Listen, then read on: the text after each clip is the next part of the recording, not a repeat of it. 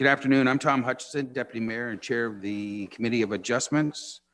I'm going to move on to item number 1. We're going to call the meeting to order. This is December the 8th, 2020 Committee of Adjustment meeting. We do have quorum as indicated with the committee members sign in. And Mayor Robinson. Thank you very much, Chair Hutchinson. I would just like to let members of the committee know that should our meeting continue beyond 3 p.m., I will be leaving along with our CAO. We have a meeting with the Premier and the Deputy Premier, along with the other heads of council and CAOs. Thank you very much. Thank you. And just checking here, I thought I'd seen Member Hutchinson, but Director Mike, did you see him on there? I thought I'd.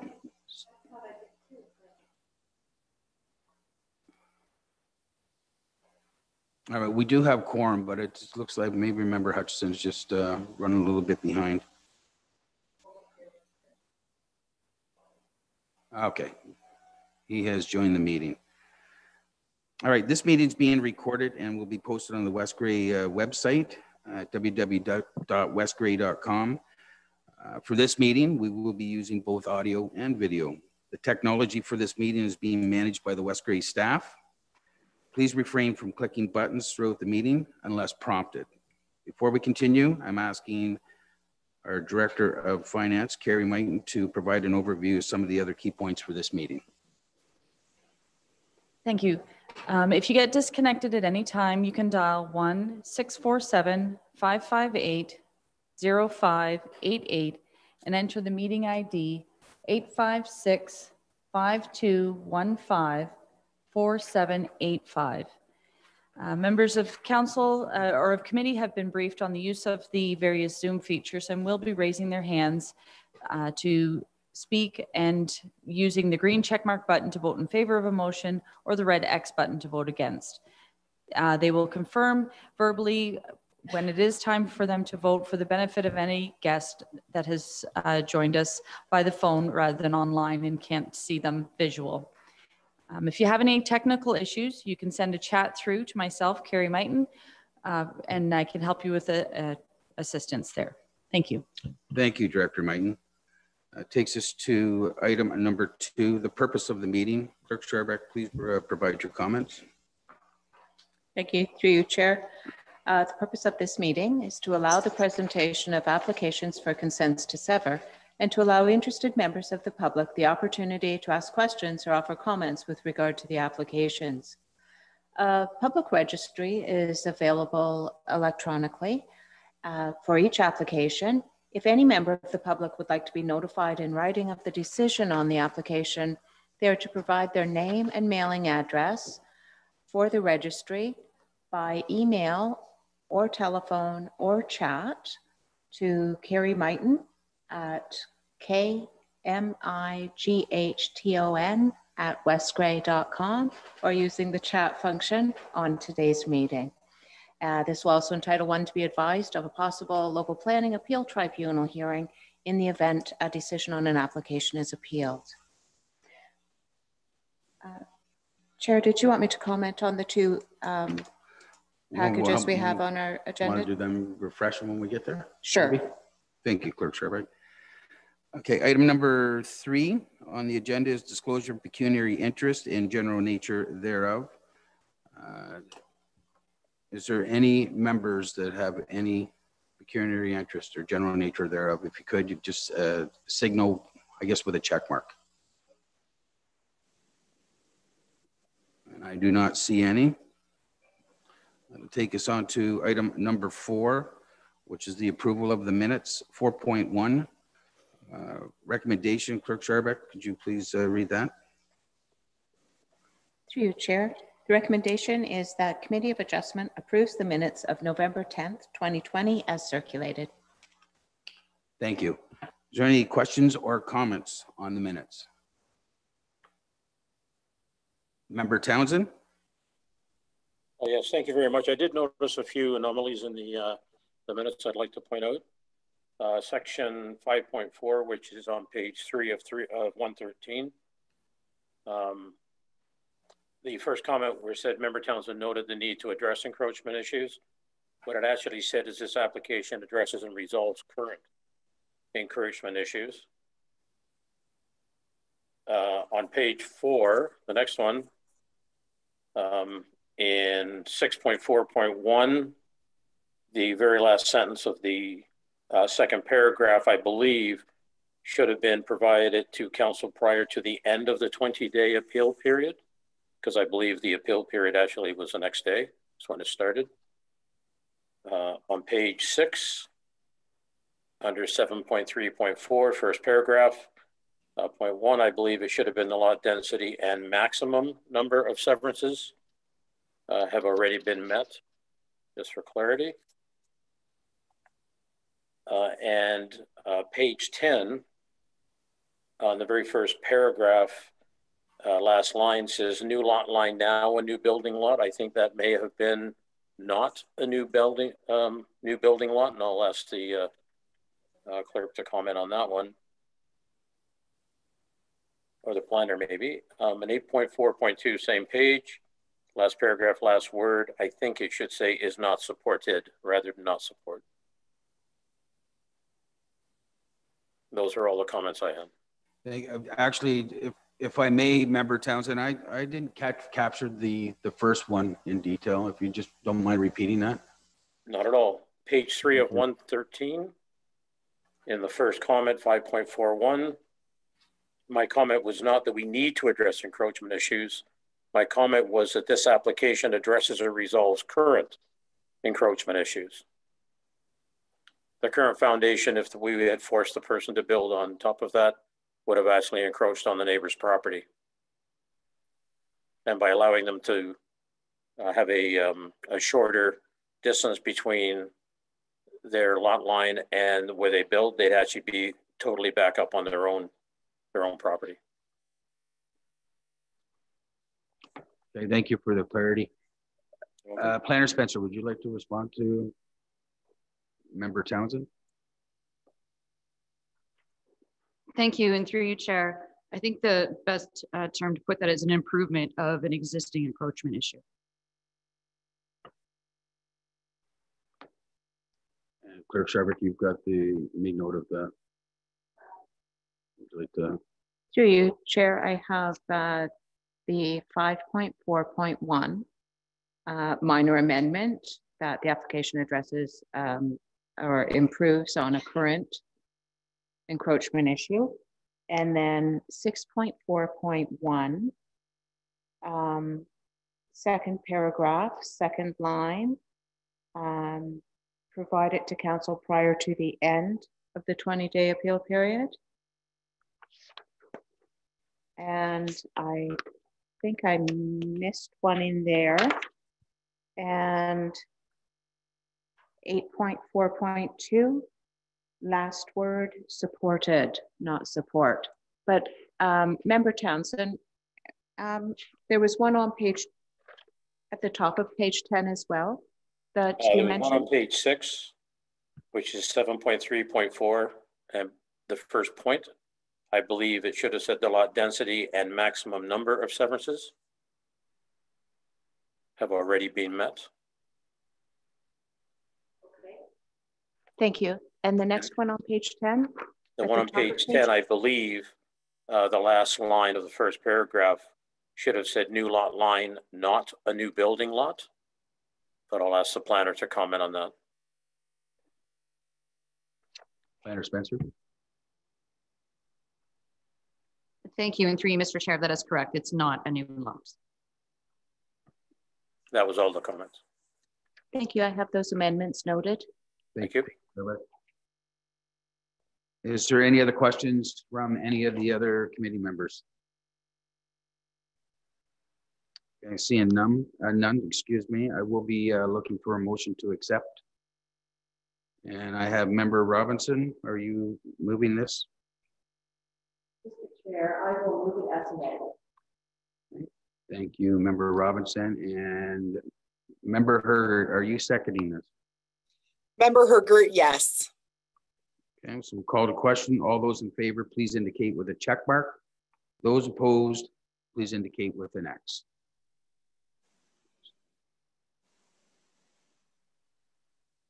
There we go. Sorry. So I will start as chair. I, member Tom Hutchinson. I'm in favor of this motion. Member Hutchinson, please state your name and how you're voting. Councillor Hutchinson, in favor. Thank you. Member Hamilton. Pardon me. Member Hamilton, yes. Okay. Sorry, I was just clarifying it was member Hutchinson rather than Councillor Hutchinson. Sorry. Yeah, that's fine. Thank you. Member Robinson, please state your name and how you're voting. Member Robinson, in favor. Thank you. Member Shea, please state your name and how you're voting. Member Shea, yes. Thank you. Member Herger, please state your name and how you're voting. Member Herger, yes. And Member Townsend, please state your name and how you're voting.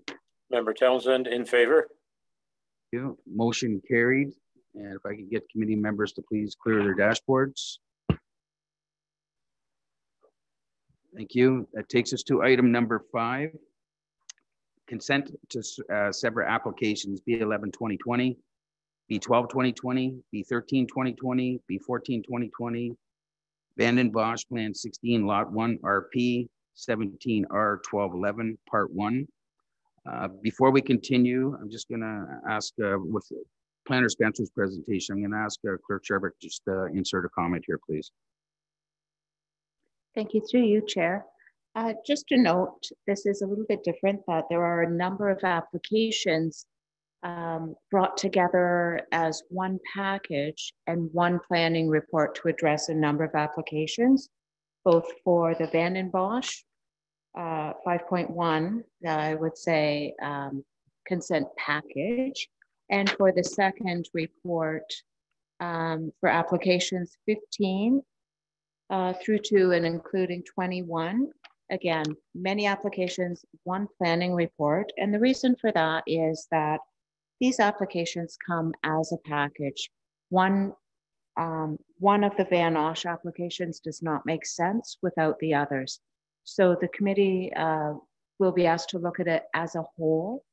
If approval, denial, or deferral is recommended on any one of the applications, keep in mind that that is for the whole. It can't be one deny and one approve for one of these Van Osh applications. It's a package deal for each one. So, Thank you for the clarification. Member Townsend, do you have a question? Yes, I do. Since it was raised as a generic explanation of both of them, I have a similar generic, and I'm wondering, why are these two packages not considered plan of subdivision, as was the case on Victoria Street in Ayton, when a resident came forward and said, I have a lot I want to split into 4, and they were told that it would have to be a plan of subdivision, I believe. Planner Spencer. Thank you, through you, Mr. Chair. The difference between these applications and the application in question that you referred to is that the roads in these particular circumstances already exist, and the ability for further expansion of property adjacent to it is outside of the secondary settlement area in one case and outside of the primary settlement area in the other. So there's no prejudice toward further development of the property. In the case where roads need to be developed, in the case of a larger parcel with respect to the creation of internal roadways and stormwater management, it's more significant and a more detailed review process is required. In this case, the county and myself found it appropriate that these proceed through plan of consent rather than putting them through an onerous process when the facilities for the most part are in place. Thank you for that clarification. We continue to learn. So thank you. Any follow-up? No, thank you. Okay, will you clear your dashboard there, please? So that takes us to 5.1, and this is the application numbers B11-2020, B12-2020, B13-2020, B14-2020, Vanden Bosch. And where we're going to go is to the 5.1.1 Natural Heritage Study. And what I was going to ask the Planner Spencer, if you could speak to that and continue through your presentation on 5.2, as well as 5.3 and 5.3.1. Thank you. Thank you, and through you, Mr. Chair. The Natural Heritage Study was completed because of the proximity of this particular piece of property to the Saugeen River. So there essentially is a significant woodlot in adjacency to the property, in adjacent to a very significant watercourse that's been identified through the county official plan as being significant. So there are specific setbacks that are required not only through the county official plan, but through the provincial policy statement that required further investigation of this property prior to the advancement of this particular application. In this particular case, the applicant proceeded to undertake the studies and did consultation with the Ministry of the Environment prior to the application being processed and applied for, in addition to comments and continued discussions with the Saugeen Valley Conservation Authority. And that is where the natural heritage study resonated from, where those building envelopes on that particular sketch that is included as part of the application are shown. In saying that, I'll give a brief overview, if I may, Mr. Chair. Continue. Absolutely, please. So the subject lands are located on lot 54, concession 1 NDR in the former geographic township of Glenelg. The subject lands are comprised of approximately 15 hectares and have frontage on the Artemisia-Glenelg town line. The purpose of the applications are to sever 4 residential lots and retain 1 residential lot within the secondary settlement area. The effect of which will create a total of 5 lots, including the retained lot, and all of the parcels are proposed to be for residential purposes. Comments have been received, and some of them are not included in your package, so I will summarize them for you. As I stated previously, Ministry of the Environment, the Permissions and Compliance Branch, as part of the pre-consultation with respect to the natural heritage study, was consulted. They have agreed there's no concerns and no requirement at this point in time for an EIS to be completed. County of Grey, they expressed their comments, which are part of your package. They have no concerns with the application. The Saugeen Valley Conservation Authority has stated a number of conditions which relate back to the natural heritage study. Basically, in summary, as best I can to be quick, the site plan needs to be showing all development, including drainage and on-site sewage, which is to be located outside of the hazard lands designation. That a holding provision is placed on the retained parcel until such time as a flood study pertaining to access to that developable portion of the property is provided. In reference to that, I will refer you back to the sketch that has been provided on page 53 of 113. And you'll see that lot 4, in essence, there is a significant stream flowing through that property, and that is where the access concern is granted. Furthermore, the site plan shall demonstrate that on-site grading and drainage is located at least 30 meters from the existing tree line on each lot, and that a holding provision be placed on the retained parcel until such time an EIS demonstrates that the proposed development will not have a negative impact on the woodlands or ecological functions. Again, the Ministry of the Environment has commented, and so has the Saugeen Valley Conservation Authority in later emails, that this is not required at this point in time. That a zoning bylaw amendment or site plan agreement be in place for lots 1 through 4 to include wording that no development or site alteration is permitted within 30 meters to the existing tree line, and the clearing of vegetation and site alteration within the woodlands is not permitted, except in accordance with permission from the county forestry management bylaw.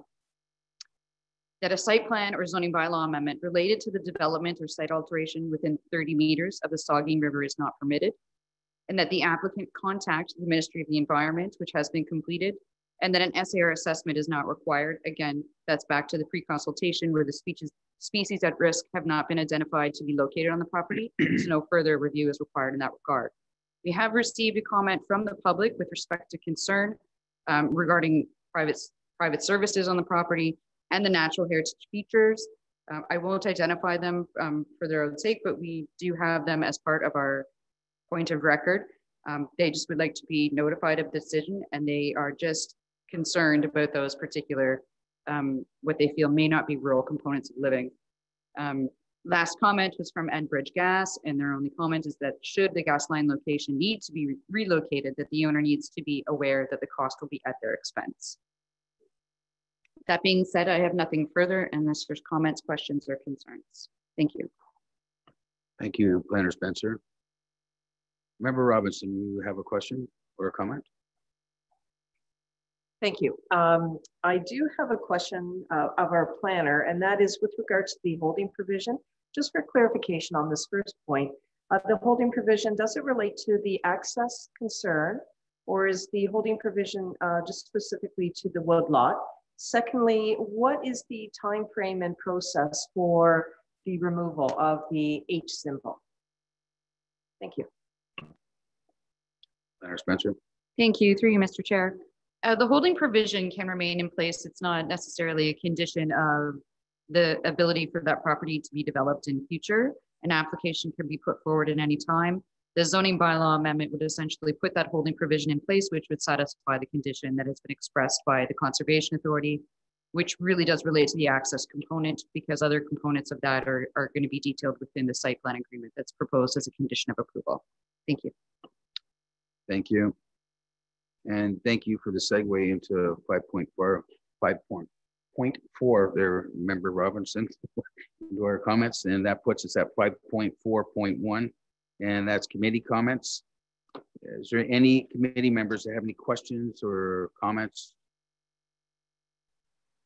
Just indicate with your hand, please, a raising of your hand. Member Townsend, go ahead. Thank you, Mr. Chair. If the planner wouldn't mind, I would just like confirmation that the Ministry of the Environment and the Saugeen Conservation Authority are in fact in agreement based on what you said. That's the way I interpreted it. I just wanted to make 100% sure that was clear. Planner Spencer. Thank you. And through you, Mr. Chair, that is correct. Provided the conditions that have been detailed are included in a site plan agreement or a zoning bylaw amendment, they are not concerned that these applications, I should state, are going to be of an issue. Thank you for that clarification. I appreciate it. Anything further? Member Townsend. No, thank you. Is there any other members that have any comments or questions at this time? Director Mike, do you see any on your dashboard? Thank you. Then we will move on to 5.4.2, and this is the public meeting for the public. I'll turn the application over to the public at this time, and we're going to have Director Mighton please advise on how the public participates. Thank you. If you to raise your hand, if you press *9, you can. We will unmute you then, and you can state your name and your question. And we will unmute you when prompted. Thanks. Thank you, Director Mighton. So there's two parts of it. The first question is going to be anybody in the audience that would like to speak in favor of the application. When we go through that, then we'll go back to anybody that may want to speak against the application. So the first part is to speak in favor. And Director Mighton, do you see anybody, or has anybody raised any questions or sent messages in? No, I don't see any raised hands, and I do not see anything in the chat at this point. I don't see anything either. Okay, so we're going to go on to anybody in the audience who would like to speak against this application. Again, you can just raise your hand, or I will go back over to Director Mighton if you receive any correspondence.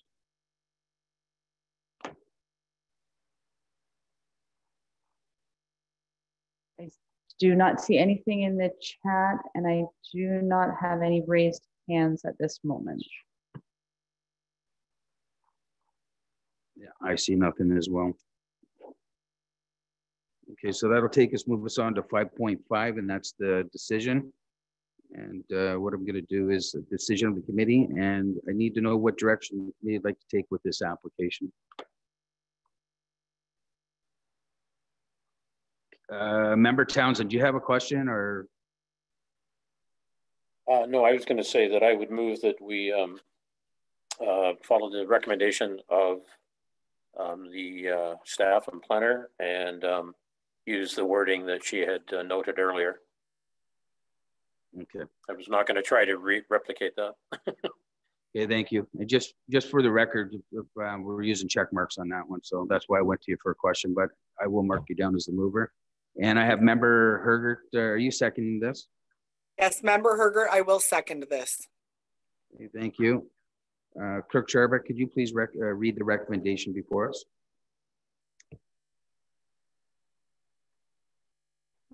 Thank you, through you, Chair.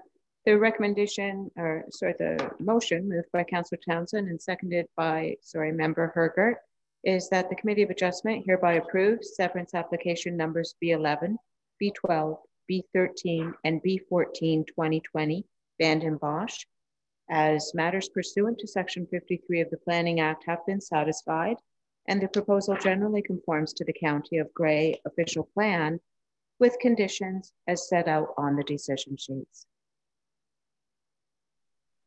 Thank you. So we have a motion before us, so I'll call the question. Those that are in favor, please indicate with a, excuse me, a check mark. Those opposed with an X. And I'll start as chair. I, Tom Hutchinson, in favor of this motion. Member Townsend, please state your name and how you're voting. Member Townsend, in favor. Thank you. Member Herger, please state your name and how you're voting. Member Herger, yes. Thank you. Member Shea, please state your name and how you're voting. Member Shea, yes. Member Robinson, please state your name and how you're voting. Member Robinson, in favor. Thank you. And Member Hamilton, please state your name and how you're voting. Member Hamilton, yes. And Member Hutchinson, please state your name and how you're voting. Member Hutchison, in favor. Motion carried. Clerk Scharbeck, is there any further follow-up steps now that we need to share with the public? Through you, Chair Hutchinson, the next steps for the applicant would to be work through that list of conditions on the decision sheet. I guess the key conditions will involve the site plan control and a zoning bylaw. So those would be the main steps in those conditions. And then they have 12 months to complete those pieces, all of the conditions set out, and then it's fine. So thank you for the follow-up and the clarity on what we need to do from here. Okay, so we're on to item number 6. And excuse me, that's the consent to sever application B15 2020, B16 2020, B17 2020, B18 2020, B19 2020, B20 2020, and B21 2020 welts. 6.1 application numbers B15 2020, B16 2020, B17 2020, B18 2020, B19 2020, and B21 2020 wells. That'll take us to 6.2, and that'll be Planner Spencer's report. And I was wondering, Planner Spencer might as well take 6.2, 6.3, and 6.3.1. So it's all kind of batch there. Oh, yes, Clerk Scharbeck, would you like to comment on this before we go to Planner Spencer? Thank you, Chair. I would say make the same comment as the previous package of consents. Applications, there's many, B15 through to and including B21, only makes sense as a package. So it's important that the committee consider that approval, denial, or deferral of one should be for the package as a whole. So just a reminder to have a holistic look at what's before you and the planner's report that sets that out as a package rather than individual consent. It's perfect. Thank you very much. Planner Spencer. Thank you. And through you, Mr. Chair. The subject lands are municipally identified as 221126 Grey Road 9. They are located approximately 600 meters within the defined village of Newsat, which is identified as a primary settlement area within the county and local official plans. The property is approximately 87 meters of frontage on Grey Road 9 with an average depth of 42 meters. The applications are to sever the subject lands for the purposes of creating 7 new lots for residential purposes. The effect of the applications will create 8 residential lots, and these lots are intended for semi-detached units as indicated by the applicant. The PPS, county official plan, and local official plan support the direction of growth within defined settlement areas. To further the development, a zoning bylaw amendment application has been submitted, but not yet considered, to rezone the lands from highway commercial C2 and restricted rural RR to permit the intended growth on the subject lands. This will be considered following a decision of this committee on the consent applications. Site plan approval will be implemented after this approval has been given, if it is given by the grace of the committee, and conditions associated with this approval will be applied solely over the subject lands and will be registered on title to ensure that there is the safety and assurance of things being developed in an appropriate manner, similar to a subdivision agreement. The following documents were provided as part of this application: a planning justification report from Loft Planning Inc. and a stormwater and servicing brief from Covide Engineering. Comments that were received that may not all be included in your package, so I will summarize them for you. The County of Grey, they've requested deferral of this application based on the indication that further information is required from a stormwater management perspective, in addition to transportation comments with respect to access on Foiler Street. The Saugeen Valley Conservation Authority have no concerns with the applications. Hydro One has no concerns with the applications, and no written comments were received from the public at this time. I have nothing further unless there's any comments or concerns. Thank you. Thank you. Excuse me. Yeah, that takes us on to 6.4, which is the verbal comments, and 6.4.1 committee comments. And Member Robinson. Thank you, Mr. Chair. With regard to the one of the statements that Planner Spencer made, she did identify correspondence received and then reported out in terms of their response. I'm just questioning why the correspondence was not included with the agenda. And I apologize for clearing my throat as well. Thank you. Planner Spencer. Thank you. And through you, Mr. Chair, the comments are received. We publish agendas in advance that go through a process of multiple members of staff reviewing the documents. And in some cases, unfortunately, our commenting agencies do not have the opportunity to get their documents to us in time. So that is the reason for the delay in them not being included in the document. We are trying to improve that process going forward. Thank you for the question. Thank you. Member Robinson, follow up. Well, yeah, that is just fine. I would hope that there would be an enhanced process so that we could include the correspondence for a complete package. Thank you. Thank you. Anything further, Member Robinson? And Member Hutchinson, you have your hand up. Please go ahead. Yeah, Member Hutchison here. Just a couple of questions. So in the one report, the county report, it talks about water main services, Fowler Street, and sanitary sewers extension. So I'm just curious, how does that work? Who pays for that? Is that part of the developer that pays for that, or is that part of our West Grey's cost? Maybe our director can speak to that, unless our planner has the answer. Planner Spencer. Thank you. Through you, Mr. Chair. The development of this kind and the extension of services is at the sole cost of the developer, unless council chooses to have a cost sharing agreement with them. That has not been discussed at this point in time. So the acceptance would be, unless there's something discussed further, it would be at the sole cost of the developer. Okay. Do we know how many feet we're talking, or meters? Do we know that yet? Planner Spencer.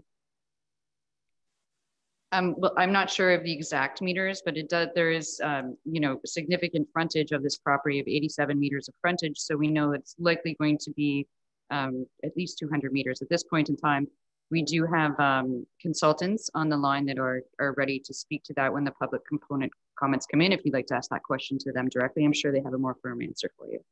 Okay. And then my other question, maybe they can answer too. I just question about the stormwater management, whether we have storm drains in the area, but again, that may be something they can respond to. Thank you. Do you want that or answer? Thank you. Anything further there, Member Hutchison? Your hand's still up. That's good for now. Okay. Is there any other committee members that have any questions or comments at this time before we move on to the public portion? Okay, Member Shea, go ahead, please. It's Member Shea. I don't know if I'm a little turned around here. We're looking at B15, 16, 17, up to 20. And yet when I look at those applications, they all seem to include drawings from the previous application on Grey Road 4. Am I looking at the wrong document?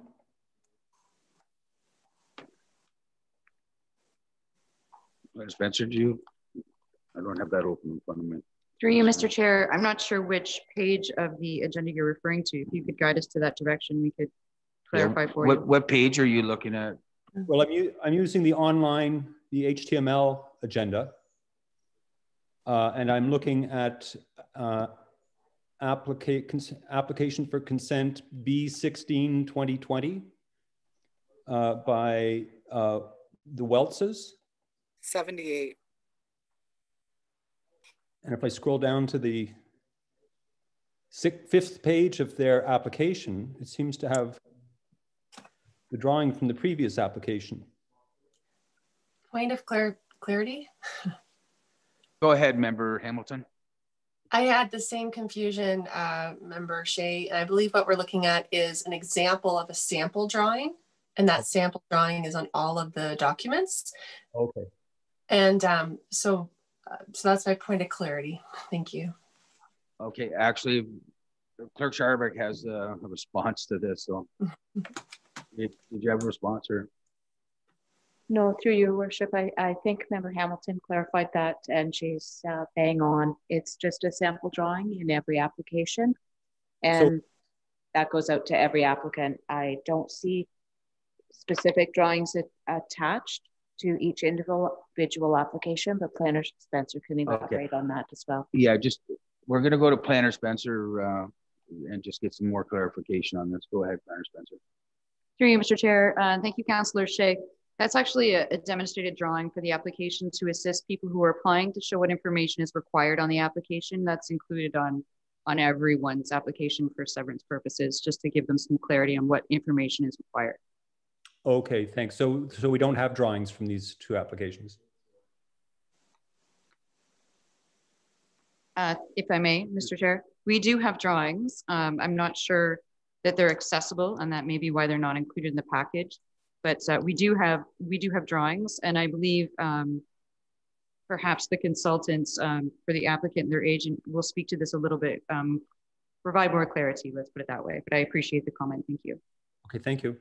Thank you. Any follow-up, Member Shea? No, thank you. Okay, thank you. Member Hamilton, go ahead, please. Oh, thank you. So just in terms of the zoning, like zoning away from commercial to residential, that conversation would happen at a zoning meeting. Is there anything to consider at this time as we're doing the severances about that change of zoning? I'm just looking for process, Planner Spencer. Thank you. Planner Spencer. Thank you. Through you, Mr. Chair. Yes, it absolutely would occur at a separate meeting. So the Committee of Adjustment essentially sets out the definition of approval or disapproval of the lot lines, and Council would consider the zoning bylaw amendment to change the use of the lands. Essentially, they go hand in hand. Typically, you wouldn't rezone a property if it was for the purposes of what's being proposed prior to actually creating the lot lines without having the justification behind it to do so.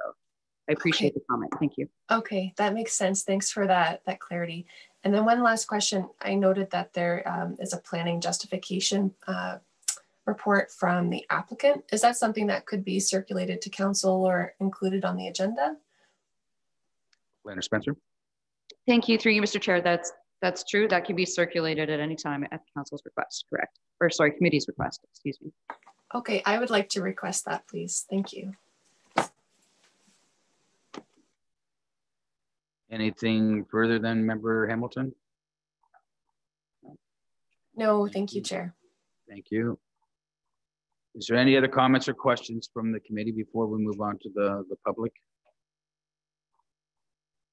Director Mike, do you see? I don't see anything. Okay, good. Okay, so we're going to move along to 6.4.2, and this is the public comments from the public there, obviously. And the first portion, we've got two sections. Anyone would like to speak in favor of it, and then when we finish that, we'll go to anybody who would like to speak against it. Director Mike, if you could just advise any of the members on the public on how they would get information into us or have the opportunity to speak. Yes, members of the public who wish to participate during this section can share their name and ask a question either by sending a message through the chat directly to myself, Carrie Mighton, or if they press *9, they can raise their hand and we will unmute you. You can state your name and speak directly to the committee. Thank you. Thank you. And have you received any correspondence or? I do see I have one. nothing in the chat, and I do. I see one hand up yes. from Mr. Burnside. Yes. Yeah.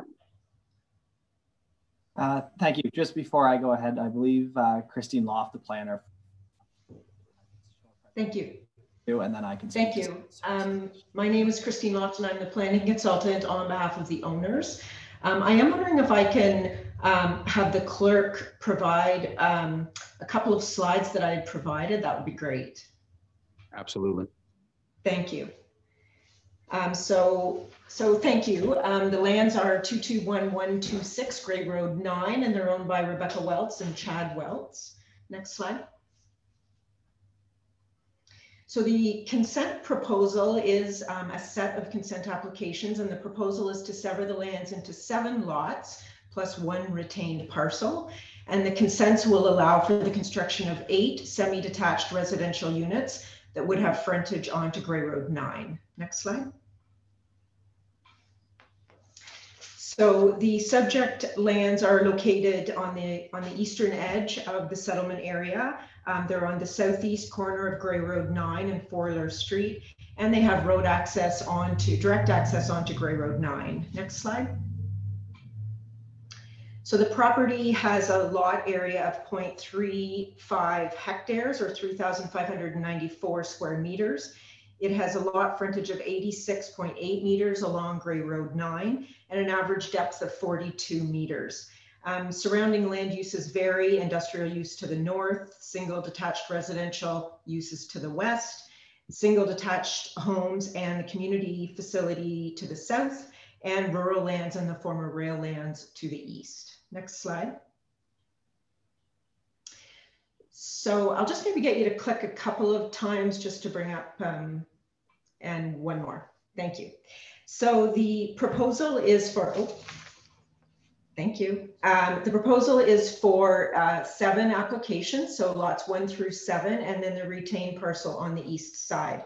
The lots have an average lot frontage of 9.4 meters, with corner lots being slightly wider at 16.4 and 14.4, which accommodates the exterior side yard setbacks. The average depth of each of the lots is approximately 42 meters, and the average lot area is about 390 square meters, all of the middle lots, and then the corner lots at 576 square meters. The proposed semi-detached units will have a floor area of approximately 107 square meters, which is about 1,150 square feet. And the proposed units are a bungalow loft type unit.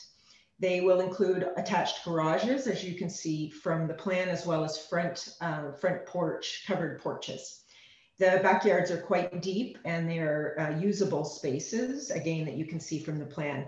The density of the development would be 22 units per gross hectare, which would conform to the official plan for residential development in the settlement area. In terms of servicing, we do have Travis on the line and he can speak to servicing, but I'll just provide a quick overview, which is that both the water and sewer will be provided along Grey Road 9 by way of an extension along the frontage of the property to each of the units. Sewer will be by gravity, and further details on servicing will be provided as part of the site plan approval submission, which would come along after the consents were dealt with by committee. Details with respect to the stormwater management are underway, and Travis can speak to that in a moment. We have had an opportunity to review the county comments, and so COBIDE will work forward with an addendum report in terms of satisfying the county and the comments that they had provided. Next slide.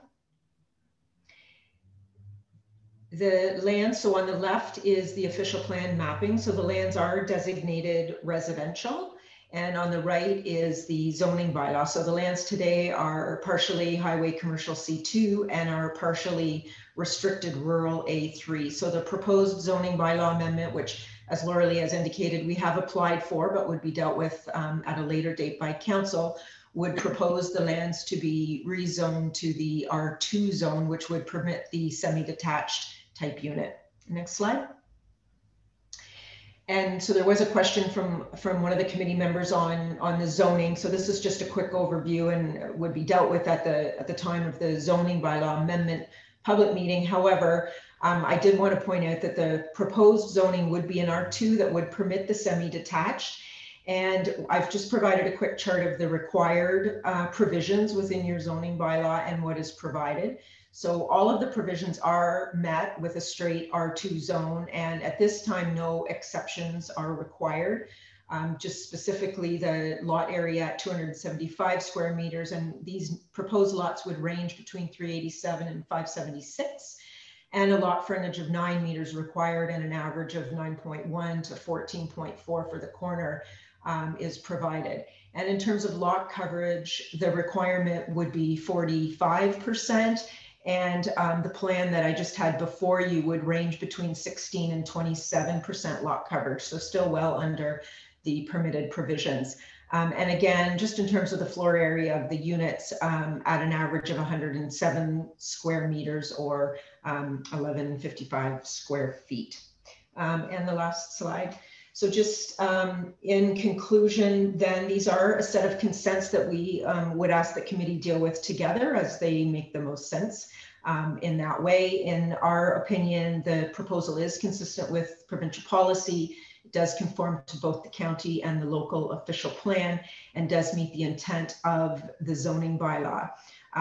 We have had a chance, as I indicated, to review the county comments. And so we do understand that Laura Lee's position in terms of deferring the application today, and certainly will work towards satisfying the comments that the county has provided, and we look forward to coming back within hopefully a month to the committee in terms of the committee actually making a final decision on the consent applications. Those are my comments, and I just asked that perhaps Travis wanted to comment further, just in light of the committee's review of the county comments. And those are my comments. Thank you.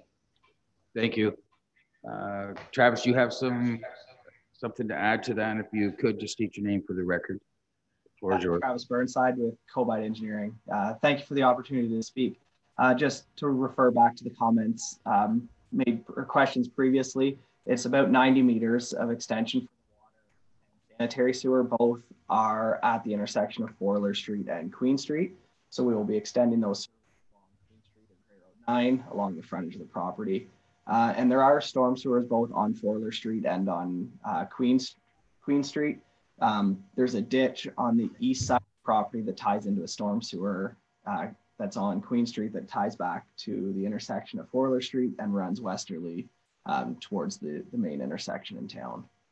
So the stormwater, the site in its current condition is, it's a gravel parking lot from the former restaurant that was there, and we're going to be reducing the impervious area, adding more pervious land in the grass yards and front yards. So we'll actually be improving the overall runoff situation, but if and when this is approved. And that's all I have.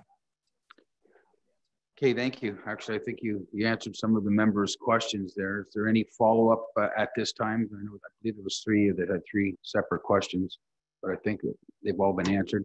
Member Hutchinson? Yeah, I have a question, and I'm not sure if these people can answer the question, but it was made a mention of a snowmobile trail that goes just to the east of the property. And looking on the diagram, it looks like it's old railroad property that goes by there. I'm just curious, maybe our planner can clarify it. Do we own that property, or what's the condition of that or the circumstance of that road, that snowmobile trail?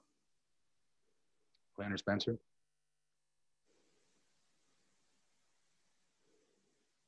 Thank you, Mr. Chair. We would have a search to ascertain who owns the property at this point. Can't hear. Point of order. Can't hear. Mike isn't. Okay, thank you. Still not the lights. Oh. Is the power? Says you're muted.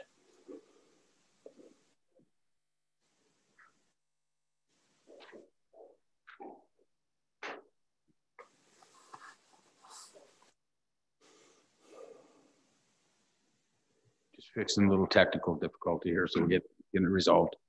Just give us a thumbs up when you can, when Planner Spencer goes to speak, so we know you're getting.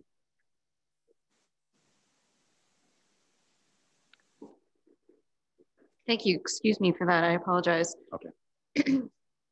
Yes, at this point in time, we would have to do a title search to ascertain who owns the property.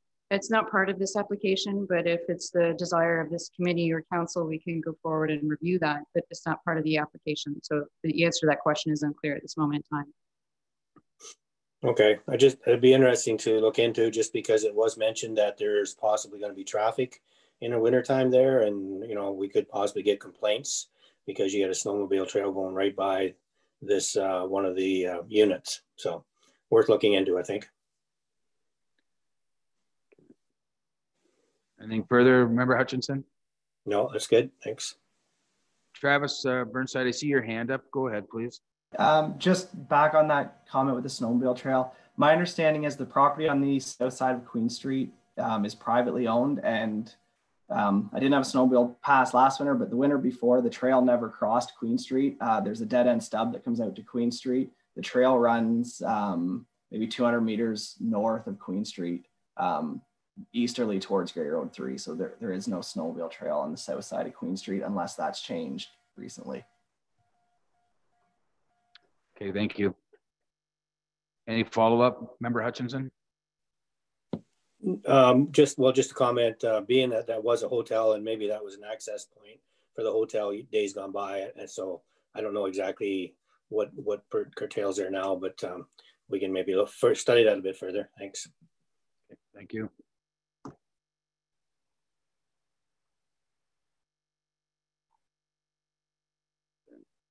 Travis Burnside, do you have your hand still up? So you cleared now, or? Okay, thank you. Yeah, sorry. All right. Any other comments or questions from the committee before we move on with the agenda here? I think your questions were answered. Okay, thanks. Sorry, I do have one, sorry. Go ahead, Member Hutchinson. Sorry, I was just curious why this planning report wasn't in our agenda today, given that we have the planners here, but I understand that maybe this is going to come forward into a planning meeting at a later date, but it would have been nice to have this report in our agenda just to give us more information going forward.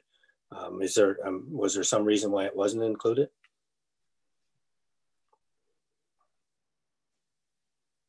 Planner Spencer. Thank you. And through you, Mr. Chair, the planning justification report was reviewed and summarized as part of my report to the committee. If it's desired, it's absolutely able to be shared electronically with committee. Thank you.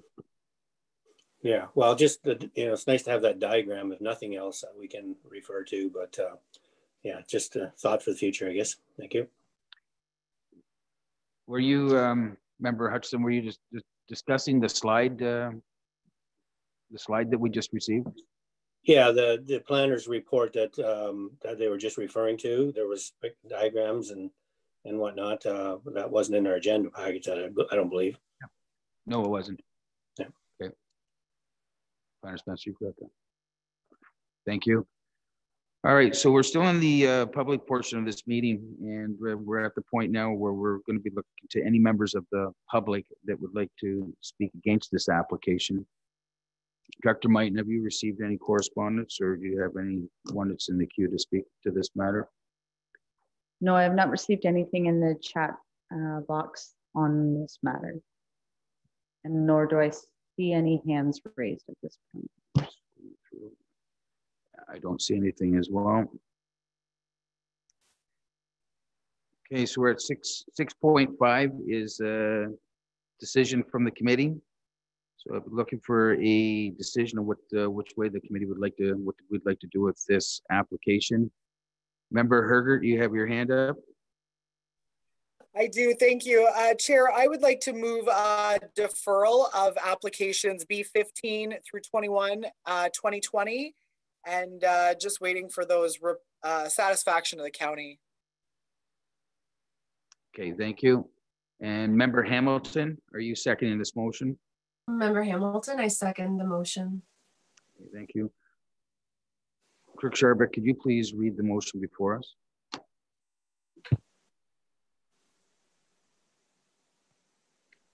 Through you, Chair Hutchinson, the resolution moved by Member Hergert and seconded by Member Hamilton is that Committee of Adjustment hereby defers severance application numbers B15, B16, B17, B18, B19, B20, and B21 2020 wells until such time as a comprehensive stormwater management report has been received and reviewed by county and municipal planning staff. Thank you. Call to question. All those in favor indicate with a check mark. Those opposed with an X.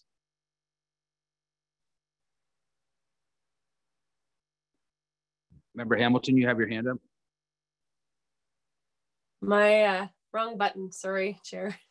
And Member Hutchinson, your hand's up. Yeah, I'm just curious. We mentioned about the stormwater plan, but wasn't there something in that report about access off of the county road and I'm not sure it was Queen Street or which street it was, but another access point is that going to be part of the future plan sort of thing to look into that? Planner Spencer. Thank you. And through you, Mr. Chair, that is a comment that came from the county, which we will discuss with the applicant's agents to determine if that's feasible. That will also be combined with their assessment of further stormwater management on the site itself, whether that's capability or not. And we will discuss that with the county to ensure that their concerns with respect to access are addressed. Okay, so we don't need to mention it in our motion here. Thank you. Okay, so we do have is everyone clear on the motion that is before us? Member Hutchinson, your hand's still up. So we call the motion. All those in favor? Member Hergert. Thank you, Chair. I apologize, but I just want to have supreme clarity in this. So to the satisfaction of the county would be including the stormwater management and the transportation discussion, which Planner Spencer just mentioned, but that should be included in the motion as well. Okay, I'm going to go to Clerk Sharbuck for that. Please. Thank you. It's committee members' wish. Member Hergert, you moved this motion to defer until such time as a comprehensive stormwater management report has been received and reviewed. Would you, with the approval of the seconder, Member Hamilton, are you asking to add what am I saying about the transportation? The access and the access to Fuller Street is clarified. Yes. Is that? Yes. Does that capture it? Okay. Yes, thank you. And Member Hamilton as the seconder? Yes, thank you. Thank you. So we're all clear now on what we're voting on? Okay. So all those in favor signify with a check mark, those opposed with an X. As chair, I'm Member Tom Hutchinson. I'm in favor of this motion. Member Hutchinson, state your name and how you're voting, please. Member Hutchinson, in favor. You, Member Hamilton, please state your name and how you're voting. Member Hamilton, in favor. You, Member Robinson, please state your name and how you're voting. Member Robinson, in favor. Thank you. Member Shea, please state your name and how you're voting. Member Shea, yes. Member Hergert, please state your name and how you're voting. Member Hergert, yes. Thank you. And Member Townsend, please state your name and how you're voting. Member Townsend, in favor. Thank you. That motion is carried. And Clerk Sharbuck, what are the next steps? Through you, Chair Hutchinson. Thank you. the next step is for the applicant to get that stormwater management, a comprehensive plan to the county for review and by our municipal planner as well. And I know they're already addressing that and working on those issues, as well as clarify the access to Fuller Street. So those pieces are in the applicant's hand now. And as soon as the county has and our municipal planner Spencer has an opportunity to review that information, these applications will come back as a comprehensive package as a whole to a future committee of adjustment meeting for a decision by the committee to approve or deny. Thank you.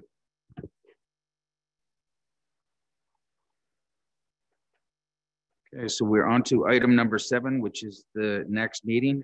Clerk Scharbeck, do we have the next meeting? We don't at this time have a next meeting scheduled. It'll be at the call of the chair. So the planner will advise if we have applications come in that require a meeting in January. Okay, thank you. Item number 8, adjournment. And Member Hergert, are you motioning moving this, sorry? Yes, I am. Member Hergert, yes. And Member Hutchinson, are you seconding this motion? Yes, Member Hutchison seconds the motion. Thank you. Clerk Scharbeck, could you please read the motion before us? To you, Chair. The recommendation is that Committee of Adjustment adjourns at 2:02 p.m. Thank you. Call the question. All those in favor indicate with a check mark. Those opposed with an X, please. I'll start as chair. I, Tom Hutchison, I'm in favor of this motion. Member Townsend, please state your name and how you're voting. Member Townsend, in favor. Member Hergert, please state your name and how you're voting. Member Hergert, yes. Thank you. Member Shea, please state your name and how you're voting. Member Shea, yes. Thank you. Member Robinson, please state your name and how you're voting. Member Robinson, in favor. Thank you. Member Hamilton, please state your name and how you're voting. Member Hamilton, yes. Thank you. And Member Hutchinson, please state your name and how you're voting. Member Hutchison, in favor. Thank you. Motion carried. We are adjourned.